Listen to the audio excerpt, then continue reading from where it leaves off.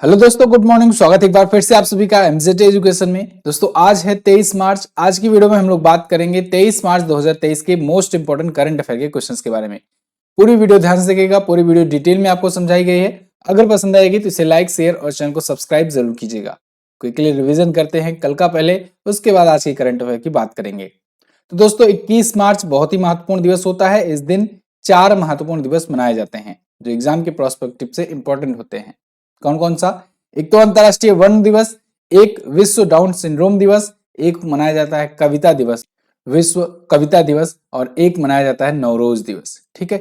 Badminton खिलाड़ी ली सिंग Feng और की एन एन, इन दोनों ने ऑल इंग्लैंड ओपन का खिताब जीता हुआ है। एक ने महिला का, एक ने पुरुष का।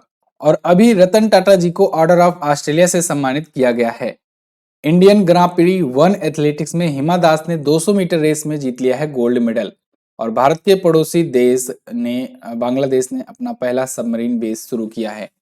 भारतीय मूल की अमेरिकी मिंडी कैलिंग को 2021 के लिए नेशनल ह्यूमैनिटीज मेडल से सम्मानित किया गया, वहां के राष्ट्रपति जो बाइडेन के द्वारा। मैथ्यू एब्डन और रोहन बोपन्ना, इन दोनों की जोड़ी एटीपी मास्टर्स थाउजेंड्स का खिताब जीतने वाली सबसे उम्रदराज खिलाड़ी की जोड़ी बन गई है। ठीक है, जोड़ी यहां पर कर देंगे। प्रत्येक वर्ष विश्व कविता दिवस 21 मार्च को मनाया जाता है। 21 मार्च को ही नवरोज दिवस भी मनाया जाता है। टाटा कंपनी के द्वारा बिस्लेरी के अधिग्रहण को कैंसिल होने के बाद बिस्लेरी का नया सीईओ बना दिया गया जयंती चौहान को। अमेरिका में बैंकिंग क्राइसिस के बाद क्रेडिट स्विस को स्विट्जरलैंड की यूबीएस ने $3.2 बिलियन में एक्वायर कर लिया है। ये टॉप 10 करंट अफेयर के क्वेश्चन थे कल की वीडियो से। अब आज की करंट अफेयर। हाल ही में एक्सेलरेटिंग चेंज थीम के साथ 22 मार्च को कौन सा दिवस मनाया गया? तो 22 मार्च को दोस्तों मनाया जाता है विश्व जल दिवस, वर्ल्ड वाटर डे। बहुत बार मैं आपको एक कहानी के तौर पर ये चीज याद कराया करता हूँ। जैसे कि मैंने आपको बताया था कि सूर्य से पृथ्वी अलग हुआ था, और जब पृथ्वी अलग हुआ तो एक दहकता हुआ गोला था। ठीक है, वो ग्रह तब नहीं बना था। तो फिर जब दहकता गोला था तो उस पर कई वर्षों तक, हजारों वर्षों तक बारिश हुई लगातार। तो बारिश हुई यानी कि जल पहले आया। और जब देखो ये दो टुकड़े हो गए तो दो दो आप ऐसे करोगे, दो दो टुकड़े हो गए। और उसके बाद फिर क्या हुआ? पहले मार्च आप लोग याद रखोगे। ठीक है, अक्सर कंफ्यूजन होती है हमें कि जल दिवस पहले आता है, पृथ्वी दिवस फिर आता है, फिर बायोडाइवर्सिटी दिवस आता है, ओलंपिक दिवस आता है। इसमें कंफ्यूजन रहती है और ये पूछा बहुत जाता है, इसलिए मैं आपको ये कहानी बना करके बताया हुआ हूँ। आपको ऐसे ही ध्यान रखना जैसे मैं बता रहा हूँ। सन से ही अलग हुआ पृथ्वी। ठीक है, लेकिन पृथ्वी पहले गोले के रूप में था, तो उस पर खूब बारिश हुई, तब वो ठंडी हुई, तब वो पृथ्वी के रूप में आई। और जब वो पृथ्वी के रूप में आई तब यहाँ पर 22, एक महीना और बढ़ा दो, 22 अप्रैल लिख दो। तो 22 अप्रैल को पृथ्वी दिवस मनाया जाता है। फिर पृथ्वी पर क्या हुआ? धीरे धीरे बायोडाइवर्सिटी आनी शुरू हुई, यानी कि पेड़ पौधे, जीव जंतु ये सब उगना शुरू हुए। तो जैव विविधता आई, तो इसलिए 22, फिर से आप 22 को ऐसे ही उतार लो और ये एक महीना और बढ़ा दो, मई। 22 मई को जैव विविधता दिवस मनाया जाता है। फिर उसके बाद क्या हुआ कि लोगों ने खेल वगैरह भी शुरू कर दिया, खेल खेलना वगैरह। तो फिर यहाँ पर अब यहाँ पर एक इंक्रीज करना है आपको, 23 जून। 23 जून को क्या हुआ? लोग ओलंपिक खेलना शुरू किए, तो ओलंपिक दिवस मनाया जाता है। ये 4 दिवस आप ऐसे ही याद रख सकते हो, बिल्कुल सीरियल वाइज। ठीक है, ये मैं आपको हमेशा बताता हूँ इसलिए क्योंकि ये एक स्टोरी रहेगी तो आप कंफ्यूज नहीं होगे और बहुत अच्छे से सब याद रहेगा। फिलहाल इस बार की थीम रखी गई है एक्सेलरेटिंग चेंज। ठीक, एसडीजी 6 की पूर्ति, एसडीजी बोले तो सस्टेनेबल डेवलपमेंट गोल्स, एसडीजी 6 की पूर्ति को बढ़ावा देने के लिए 2030 तक हर किसी को स्वच्छ जल और स्वच्छ संचार की पहुंच प्रदान करने के लिए इस बार का ये वाटर डे मनाया गया। 1993 से इसकी शुरुआत हुई थी। चलिए, अभी तक मार्च महीने में जो जो भी महत्वपूर्ण दिवस आए हैं उनका क्विकली रिवीजन कर लेते हैं। 1 मार्च को शून्य भेदभाव दिवस मनाया गया और विश्व नागरिक सुरक्षा दिवस मनाया गया। 3 मार्च को विश्व वन्यजीव दिवस, 4 को राष्ट्रीय सुरक्षा दिवस मनाया गया, 4 को ही राष्ट्रीय विश्व मोटापा दिवस मनाया गया। 7 को बहुत ही इंपॉर्टेंट डे इस बार जन औषधि दिवस मनाया गया। 8 मार्च को अंतर्राष्ट्रीय महिला दिवस और 8 मार्च को ही नो स्मोकिंग डे मनाया गया। ठीक है, धूम्रपान निषेध दिवस, ये मार्च महीने के बुधवार को मनाया जाता है, सेकंड। 9 मार्च को विश्व किडनी दिवस, ये मार्च महीने के दूसरे गुरुवार को मनाया जाता है। और 14 मार्च को मनाया जाता है अंतर्राष्ट्रीय गणित दिवस, ये भी इंपॉर्टेंट है, याद रखिएगा। विश्व उपभोक्ता अधिकार दिवस 15 मार्च को मनाया जाता है। 15 मार्च को ही इस्लामोफोबिया के खिलाफ अंतर्राष्ट्रीय दिवस मनाया जाता है। इसके अलावा 16 मार्च को राष्ट्रीय टीकाकरण दिवस, और 17 मार्च को विश्व नींद दिवस मनाया जाता है। 18 मार्च को ग्लोबल रिसाइकलिंग डे मनाया जाता है, ठीक है, यानी वैश्विक पुनर्चक्रण दिवस। 20 मार्च को अंतर्राष्ट्रीय प्रसन्नता दिवस मनाया जाता है और 21 मार्च को विश्व ओरल हेल्थ डे, विश्व वन दिवस, विश्व कविता दिवस और विश्व डाउन सिंड्रोम दिवस भी मनाया जाता है और 22 मार्च को विश्व जल दिवस मनाया जाता है। आगे, हाल ही में स्वास्थ्य का अधिकार विधेयक पारित करने वाला पहला राज्य कौन बना? तो दोस्तों, राइट टू हेल्थ ये बिल पास करने वाला पहला राज्य बन गया है राजस्थान। जब ये बिल पेश किया गया था आज से 6 से 7 महीने पहले, तब भी मैंने आपको ये क्वेश्चन कवर करके बताया था कि राजस्थान पहला ऐसा राज्य बन गया है जो राइट टू हेल्थ बिल लाया हुआ है। राइट टू हेल्थ बिल का मतलब क्या हुआ? इसका मतलब ये हुआ कि प्रत्येक आदमी को, वहां के प्रत्येक व्यक्ति को यह अधिकार होगा कि वो अपने स्वास्थ्य को अच्छा रख सकें और ये प्रोवाइड करने की जिम्मेदारी किसकी होगी? उस स्टेट की, राजस्थान सरकार की। हालांकि ये जब बिल लाया गया था तो कुछ जो मेडिकल कॉलेजेस हैं या फिर कह लें कि जो ऐसे जो मेडिसिन डिपार्टमेंट के जो बिजनेसमैन हैं उन लोगों ने विरोध भी किया था, लेकिन फिलहाल अब ये सक्सेसफुली पास हो गया है विधेयक। वहां पर ऐसा करने वाला ये पहला राज्य है, पहला और इकलौता राज्य है राजस्थान आज के टाइम पर। तो वहां की विधानसभा ने स्वास्थ्य का अधिकार विधेयक पास किया है। राजस्थान ने ही दोस्तों भारत की पहली लोक अदालत की भी शुरुआत की हुई थी। ये पिछली साल की ये भी एक घटना है। ठीक, राजस्थान आया है, राजस्थान के बारे में थोड़ा सा जान लो। राजस्थान की राजधानी होती है जयपुर। अभी आपको याद होगा यहाँ पर 19 नए जिले बनाए गए थे। ठीक है, कुछ दिन पहले ये क्वेश्चन मैंने कवर किया था। 33 प्लस 19 टोटल हो गए जिलों की संख्या 50। विधानसभा में 200 सीटें हैं, लोकसभा में 25, राज्यसभा में 10 सीटें हैं। अशोक गहलोत जी यहाँ के मुख्यमंत्री हैं, कलराज मिश्रा यहाँ के हैं गवर्नर। पुष्कर, राजसमंद, पिछोला, फतेह सागर ये प्रमुख झीलें हैं। Sariska national park, Ranthambore national park, केवला देवगाना पक्षी विहार ये प्रमुख नेशनल पार्क है यहाँ का। जयपुर पिंक सिटी यहाँ की कैपिटल है। राजकीय पशु ऊंट और चिंकारा, राजकीय पक्षी गोंडावड़ और राजकीय पुष्प रोहिड़ा होता है। ये अपना बॉर्डर किससे किससे शेयर करता है? पंजाब, हरियाणा, उत्तर प्रदेश, मध्य प्रदेश और गुजरात से। ये रहा राजस्थान, ये भारत का सबसे बड़ा राज्य है। अगला, हाल ही में रायबरेली में स्थित स्टेडियम का नाम बदलकर किस महिला खिलाड़ी के नाम पर किया गया? तो ये अब रानी रामपाल जी के नाम पर होगा। रानी रामपाल आप नाम सुने होंगे जरूर, भारतीय हॉकी टीम की, भारतीय महिला हॉकी टीम की ये पूर्व कैप्टन रह चुकी हैं और बहुत ही स्टार खिलाड़ी हैं। तो इनके नाम पर रायबरेली में स्थित एक स्टेडियम का नाम बदल करके रख दिया गया है। क्या रखा गया है? Rani's girl hockey turf. तो ये Rani's girl hockey turf Raebareli में स्थित एक स्टेडियम है और MCF पहले नाम था इसका और इसका नाम बदलकर रानी की गर्ल्स हॉकी टर्फ या कहें रानीज गर्ल हॉकी टर्फ कर दिया गया है। खेल के इतिहास में ऐसा पहली बार हुआ है भारत में जब किसी महिला हॉकी खिलाड़ी के नाम पर स्टेडियम का नाम रखा गया। पुरुष का तो आप जानते ही हो, मेजर ध्यानचंद जी के ही नाम पर भी एक स्टेडियम है और अभी राउरकेला में एक अंतरराष्ट्रीय स्टेडियम बनाया गया है हॉकी का, जो कि भारत का सबसे बड़ा स्टेडियम है हॉकी का। ठीक है, क्या नाम है? Birsa Munda international hockey stadium, जहां पर अभी हॉकी विश्व कप का आयोजन किया था भारत ने। अच्छा, ये तो हॉकी के स्टेडियम की बात हुई। अगर पूछा जाए कि दुनिया का सबसे बड़ा क्रिकेट स्टेडियम कहाँ पर है, तो आप बताएंगे नरेंद्र मोदी स्टेडियम। कहाँ पर है? ये है अहमदाबाद में। पहले इसका नाम मोटेरा स्टेडियम था, नाम बदल करके नरेंद्र मोदी स्टेडियम किया गया। रानी रामपाल के बारे में अगर बात करें तो भारतीय महिला हॉकी टीम की ये पूर्व कप्तान रह चुकी हैं। मेजर ध्यानचंद खेल रत्न अवार्ड इनको मिल चुका है 2020 में, जो कि खेल का सर्वोच्च सम्मान होता है अपने भारत का। इनको पद्मश्री से भी सम्मानित किया जा चुका है, जो कि चौथा नागरिक सम्मान है भारत का। क्लियर? आगे देखते हैं। हाल ही में मर्लिन ग्रुप ने कहां के सॉल्ट लेक में वर्ल्ड ट्रेड सेंटर बनाने की घोषणा की? तो मर्लिन ग्रुप ने अभी हाल ही में कोलकाता पश्चिम बंगाल के सॉल्ट लेक में वर्ल्ड ट्रेड सेंटर या विश्व व्यापार केंद्र बनाने की घोषणा की हुई है। अब इसके लिए मर्लिन ग्रुप के साथ ये डील हुआ है।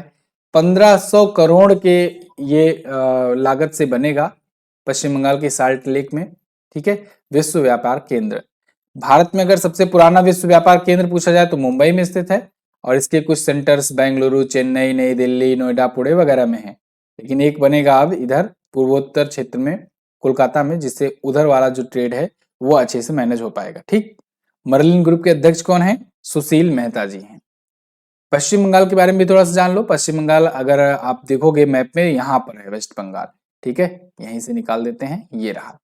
और यहाँ के अभी नए गवर्नर बने थे डॉक्टर CV आनंद बोस, इनका भी नाम आप याद रखेंगे। Mamata Banerjee ji all India Trinamool Congress party से यहाँ की हैं सीएम। और झील की बात करें तो मोती झील है, यहाँ पर सुंदरवन झील भी पूछा जाता है, मिरिक झील है, रविंद्र सरोवर है, सेंचल झील है, सुंदरवन नेशनल पार्क भी है, बक्सा टाइगर रिजर्व, ये बहुत पूछा जाता है, इसको याद रखिएगा, ये बहुत ज्यादा पूछा जाता है। काठी, ढाल, छाऊ प्रमुख लोक नृत्य में आते हैं यहाँ पर।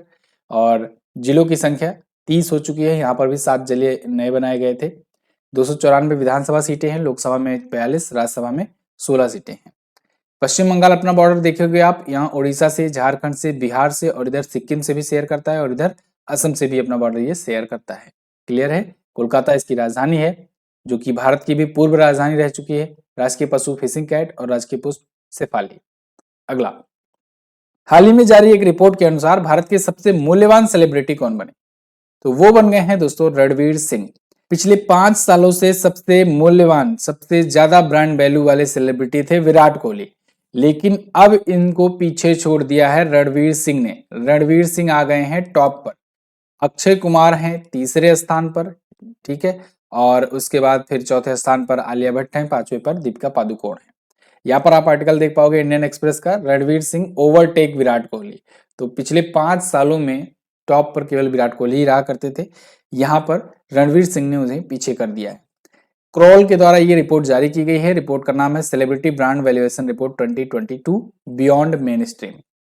तो रणवीर सिंह की नेटवर्थ बताई गई है 181.7 million dollar, Virat Kohli 176 million dollar, Akshay Kumar 153, Alia Bhatt 102 और दीपिका पादुकोण 82 मिलियन डॉलर की नेटवर्थ के साथ हैं। हाल ही में स्टारबक्स के नए सीईओ कौन बने? ये बन गए हैं लक्ष्मण नरसिम्हन। ये भी भारतीय मूल के हैं और भारतीय मूल के एक और बड़ी कंपनी के बन गए हैं सीईओ। स्टारबक्स आप जानते होंगे, ये कॉफी वगैरह के लिए बहुत ज्यादा फेमस है। तो स्टारबक्स के नए सीईओ होंगे लक्ष्मण नरसिम्हन। अब यहाँ पर मैं आपको जो बताने जा रहा हूँ बहुत ज्यादा इंपॉर्टेंट है, यहाँ से क्वेश्चन डायरेक्टली बनेंगे, तो मोस्ट इंपॉर्टेंट है, ये याद रखिएगा। जैसे अगर आपसे पूछा जाए भारतीय मूल के कौन कौन से व्यक्ति हैं जो बड़ी बड़ी कंपनियों के सीईओ हैं, तो आप माइक्रोसॉफ्ट में पूछा जाएगा तो सत्यम नडेला बताएंगे। सुंदर पिचाई ये गूगल के और गूगल की जो पेरेंट कंपनी है अल्फाबेट उसके भी सीईओ हैं। शांतनु नारायण ये एडोबी के सीईओ हैं। अरविंद कृष्णा ये आईबीएम के सीईओ हैं। यूट्यूब के अभी नए सीईओ बनाए गए, ये भी भारतीय मूल के हैं, नील मोहन, इनका नाम याद रखेंगे। स्टारबक्स के सीईओ लक्ष्मण नरसिम्हन। अभी वर्ल्ड बैंक के सीईओ अजय बंगा, सीईओ क्या अध्यक्ष कहेंगे, अजय बंगा को वर्ल्ड बैंक में बनाया गया है, वर्ल्ड बैंक का अध्यक्ष बनाया गया है, भारतीय मूल के हैं। और गीता गोपीनाथ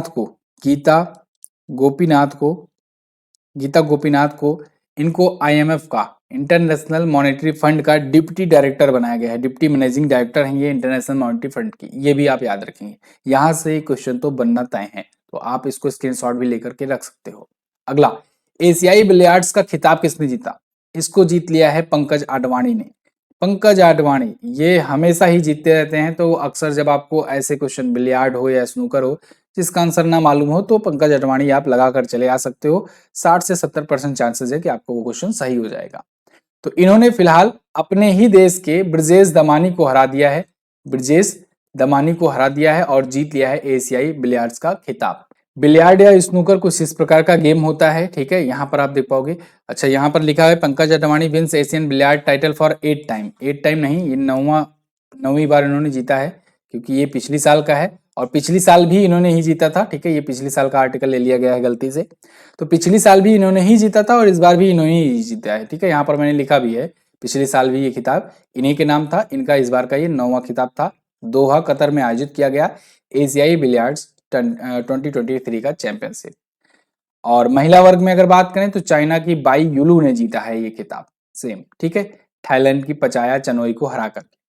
पंकज आडवाणी को कई पुरस्कार सम्मान मिल चुके हैं, जैसे अर्जुन पुरस्कार इनको 2004 में मिला था, जो कि खेल के क्षेत्र में दिया जाता है, खेल पुरस्कार है ये।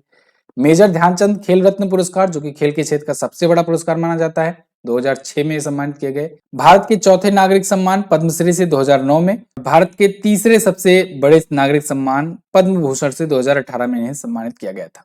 अच्छा, आपसे अगर पूछा जाए कि क्यू शब्द का संबंध किस खेल से है, तो आप बताएंगे बिलियर्ड्स या स्नूकर से, ठीक है, क्यू शब्द ये बहुत पूछा जाता है। अच्छा, ई बुक्स के बारे में कल मैंने आपको बताया था कि नवरात्रि ऑफर चल रहा है, इस पर 50% डिस्काउंट के साथ आप प्राप्त कर सकते हो। कल बहुत लोगों ने इसका फायदा भी उठाया।